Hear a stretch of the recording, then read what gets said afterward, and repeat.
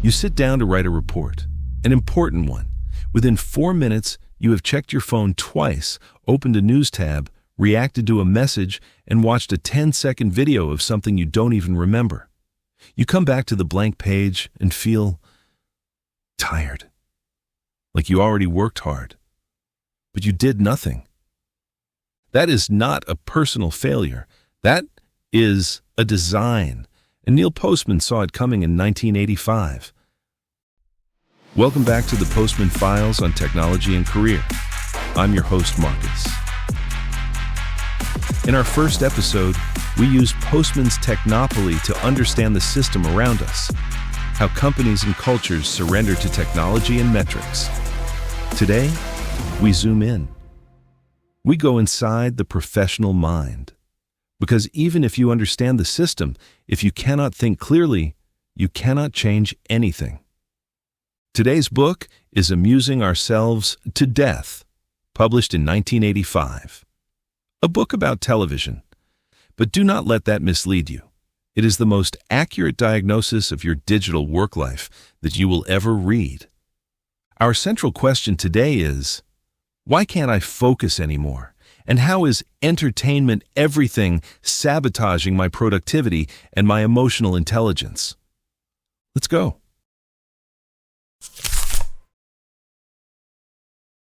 Segment 1. The medium is the metaphor. Postman opens his book with a comparison that sounds simple but changes everything. He says, the famous writer George Orwell imagined a dark future in his novel 1984. In that future, an authoritarian government destroys freedom. It is a world of pain, control, and fear.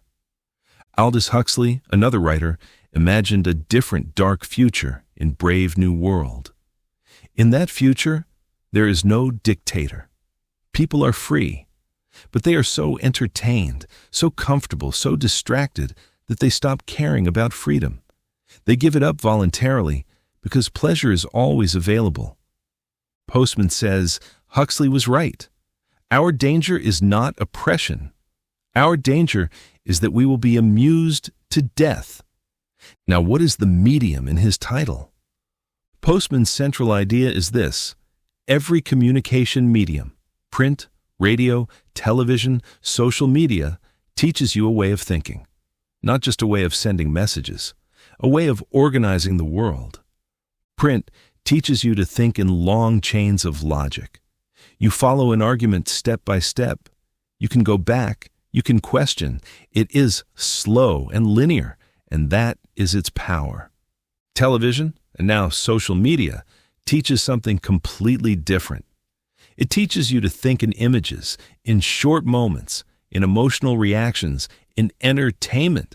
There is no argument to follow. There is only the next thing to feel. His phrase is, the medium is the metaphor.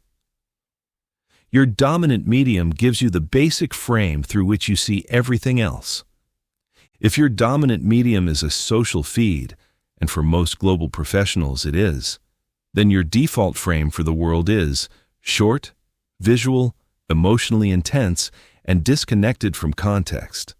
That frame doesn't stay on your phone. It follows you into every meeting, every conversation, every difficult decision. Segment 2. How entertainment became the Supra-Ideology at work. Postman says that television made entertainment the Supra-Ideology of modern culture. What does that mean? It means entertainment is no longer just one value among many. It becomes the invisible standard that everything else must meet.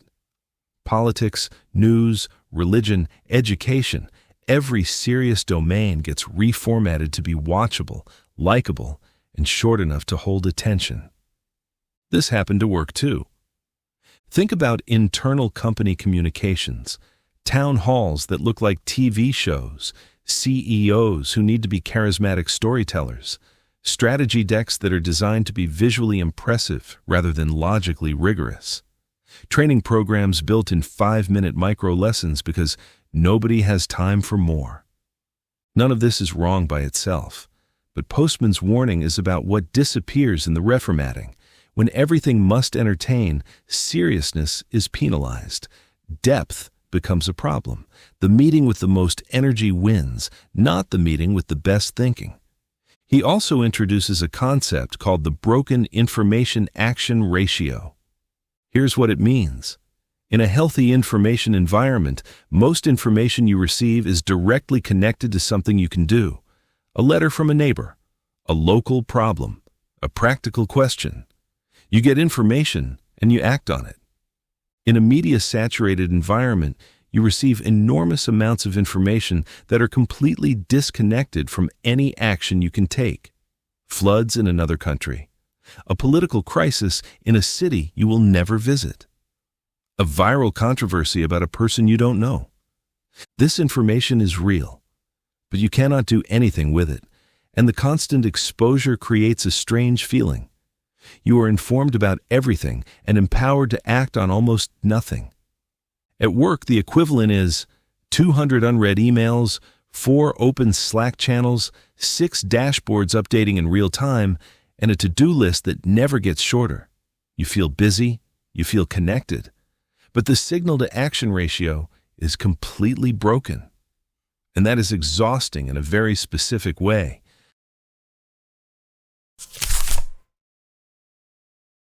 Segment 3. What this does to your EQ and your relationships.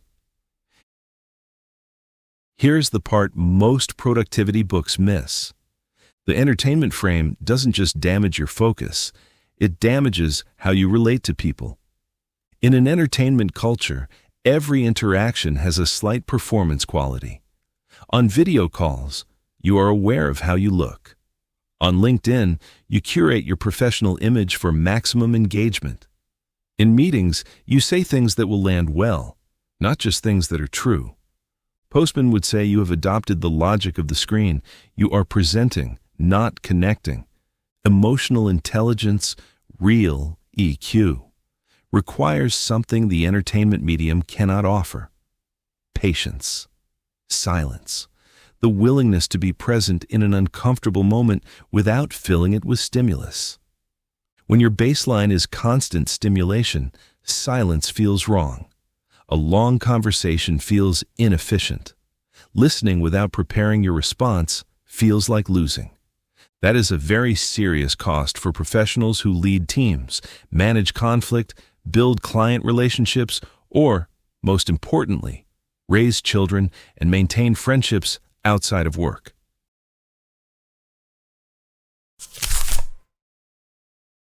Segment 4. Actionable Insights. 3 actions for this week, directly from Postman's ideas. Action 1. The 90-minute protected block. Choose one 90-minute window each workday. Morning is best.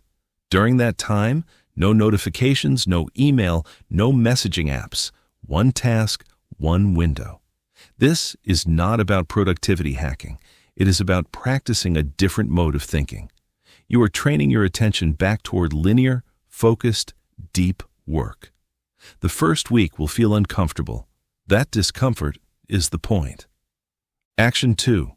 The media swap.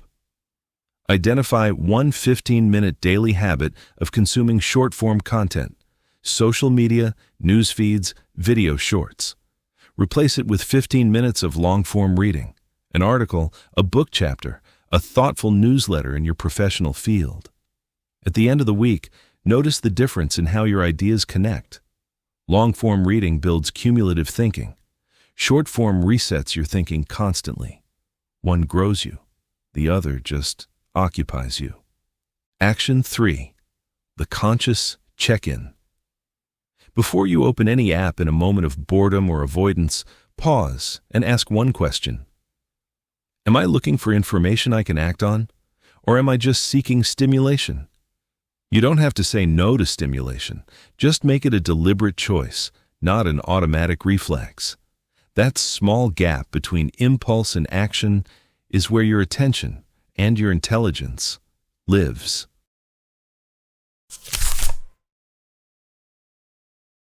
Closing, and what's next? Postman is not telling you to live without media. He is telling you to be the author of your media diet, not its product. When you understand that your medium shapes your thinking, you can choose, at least sometimes, to switch the medium, to pick up a book, to have a slow conversation, to sit with a problem long enough to actually solve it. That is resistance. And in a world built for distraction, it is also a competitive advantage. In our next and final episode, we ask the biggest question in the series. How do I stay valuable, creative, and human in an AI-saturated future? We will use Postman's last book, Building a Bridge to the 18th Century, to build a practical answer. It is the most hopeful episode of the 3. See you then on the Postman Files on Technology and Career. If you find this episode useful, let us know in the comment section below. We'd love to hear any feedback from you. A thumbs up or down is good enough. It's a way for us to get better at what we do and grow. Thank you in advance.